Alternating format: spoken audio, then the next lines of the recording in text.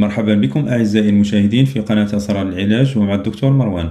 سأشارككم اليوم طرق فعالة لعلاج السعال والتهاب الشعب الهوائية. هناك رأي منتشر يدعي أن لا يوجد شيء أكثر ضررا على الرئتين من التدخين، ولكن في الحقيقة هناك عاملين آخرين ليس أقل ضررا وربما أكثر من التدخين، سأخبرك عنهما الآن. أذكر بالتسجيل في القناة لكي يصلك كل فيديو جديد أوضح فيه سر وعلاج مرض جديد. فرجة ممتعة.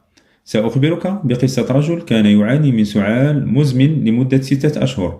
خلال هذا الوقت قام بزيارة 5 أطباء ولم يتمكنوا من تشخيص حالته، ولم يتمكنوا من العثور على سبب هذا السعال. ولما سئل عن نوع العقاقير التي يأخذ لخفض الضغط الدموي، اتضح أن الدواء الذي يتناول يحتوي على أعراض جانبية منها السعال. لذلك أود أن أؤكد مرة أخرى أن التأثير الجانبي للعديد من حبوب الضغط هو سعال طويل الأمد لن يختفي طالما يتناول الشخص هذه الحبوب. مثال آخر أيضا، صعب تشخيص حالة رجل لمدة 2 عام، وقد توصل الأطباء إلى التهاب الشعب الهوائية المزمن غير المعدي ولم يهتدوا لأسباب ظهوره. ومرة أخرى كان الأمر كله يتعلق بالحبوب. في حالة اقتران سعال بأسباب غير واضحة وكنت في نفس الوقت تتناول حبوب الضغط، تحقق من التعليمات الخاصة بأدويتك، وإذا كانت تعليمات الآثار الجانبية تشير إلى السعال فمن المحتمل أن هذا الدواء يحتاج إلى استبداله بدواء آخر، لأنه يضر الرئتين بما لا يقل عن التدخين. يتكلم طبيب جراح للرئتين أنه لم يفهم سبب انتشار مرض التوبركلوز بين زوجات الفئات الغنية في بلده التي تعتمدن حمية معينة للحفاظ على رشاقة أجسامهن. سبب ظهور هذا المرض واضح، هو قلة استهلاك الدهون في النظام الغذائي، أو لديهم مرض فيروسي. كما تشير دراسة أن الأشخاص الذين يقومون باتباع حمية غذائية عديمة الدسم قد أصيبوا بمرض الرئتين المقترن بسعال شديد.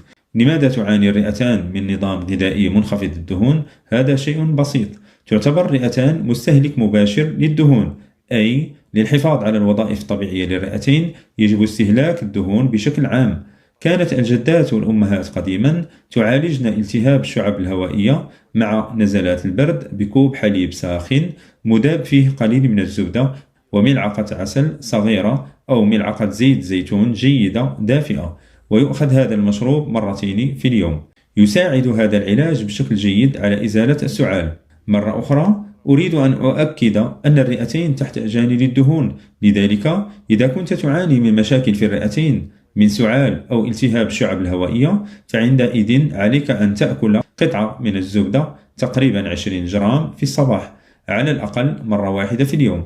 من بين الحالات التي تشافت شاب كان يعاني من سعال قوي جدا وكان لا يأكل الأطعمة الدهنية على الإطلاق، ولما نصحناه بتناول الزبدة كل يوم في غضون 3 أسابيع فقط تحسنت حالته وأصبحت حالته جيدة بمجرد تغيير النظام الغذائي. تذكر هذا جيدا عزيزي المشاهد. كيف نعالج الرئتين إذا اكتشفنا أن المريض يستهلك دهون في غذائه اليومي والسبب ليس من حبوب الضغط؟ فأنت بحاجة إلى معرفة ما إذا كان هذا المرض ناتجا عن بعض الأسباب المعدية، وبالطبع في هذه الحالة يتعين عليك زيارة طبيب وقد يصف لك مضادات حيوية عند الحاجة، ولكن إذا لم تعمل هذه المضادات الحيوية بسرعة كبيرة فمن الأفضل عدم تناولها مرة أخرى، لأنها في كثير من الأحيان تقلل المناعة ويمكن أن تضر أيضا بالرئتين. وما نحتاج القيام به في معظم الحالات هو زيادة المناعة، ومن وجهة نظري من الأفضل القيام بذلك بمساعدة النباتات الطبية.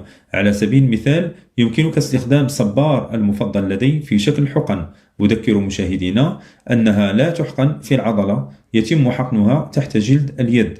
هذه الوصفة للأشخاص الذين ينمو لديهم صبار في البيت. يمكن تحضير هذه الوصفة بطحن بعض البتلات جيدا أو تجزئتها وإضافة ملعقة صغيرة من الزبدة والعسل إلى الخليط، ثم تناول ملعقة صغيرة أو 2 من الخليط بعصيره 3 مرات في اليوم مع الوجبات.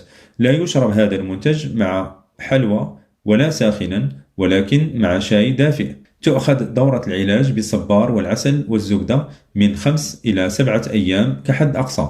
ويمكن شراء عصير صبار من الصيدليات لتحضير هذه الوصفة، ومن الأحسن أن يكون عصير صبار نقيا بدون إضافة الكحول، أي يجب توضيح هذه النقطة في الصيدلية. بالإضافة إلى الصبار، من المفيد جدا أخذ مغلي أزهار البابونج للبالغين والأطفال المصابين بأمراض القصبات الهوائية والرئتين. توجد هذه الزهور في الصيدليات، فهذا النبات الطبي له تأثيرات عديدة، منها مضاد للميكروبات، مضاد للالتهابات، ومفيد في علاج أمراض الرئة. يساعد النبات أيضا في علاج التهاب المعدة، ويشرب مغلي أزهار البابونج 3 مرات يوميا لمدة أسبوعين إلى 3 أسابيع. ويمكن استخدام نفس المغلي للغرغرة عند التهاب الحلق أو نزلات البرد. نبات طبي آخر ممتاز لعلاج التهاب الشعب الهوائية والسعال هو جذور عرق السوس. يمكنك شراء سيروب عرق السوس جاهزا في الصيدليات، أو شراء الجذور المطحونة لتحضير مغلي أو مستحضرات لزيادة المناعة. يخفف الالتهاب في الشعب الهوائية والرئتين، ويسهل إفراز البلغم. بالإضافة إلى أن هذه الأدوية نفسها تساعد في علاج التهاب المعدة والقرحة. كما يجب أن تعلم أن المستحضرات من جذور عرق السوس يمكن تناولها لفترة بين 10 و 14 يوما. تذكر أن هناك عدد من موانع الاستعمال لهذا النبات الطبي، لذا يجب أن تقرأ ورقة التعليمات قبل استخدامه. إذا كانت المستحضرات من جذور عرق السوس والبابونج لسبب ما غير مناسبة، دواء النباتات الطبية مثل براعم الصنوبر مفيدة للسعال وأمراض الرئتين. تباع في الصيدليات أيضا، يصنع منها مغلي أو منقوع. من المفيد جدا الغرغرة بصبغة الأوكاليبتوس. بالطبع إذا لم تكن لديك حساسية منه يمكن اقتناؤها من الصيدليات. والغرغرة بالمحلول المحضر من 10 إلى 15 قطرة من هذه الصبغة، ممزوجة في كوب ماء دافئ 3 إلى 4 مرات في اليوم لمدة أسبوعين. أصدقائي الأعزاء، من المهم جدا أخذ العلاج في الوقت المناسب. لا تنسى شرب الكثير من السوائل الدافئة، لأنه مفيد بشكل خاص لالتهاب الشعب الهوائية ونزلات البرد.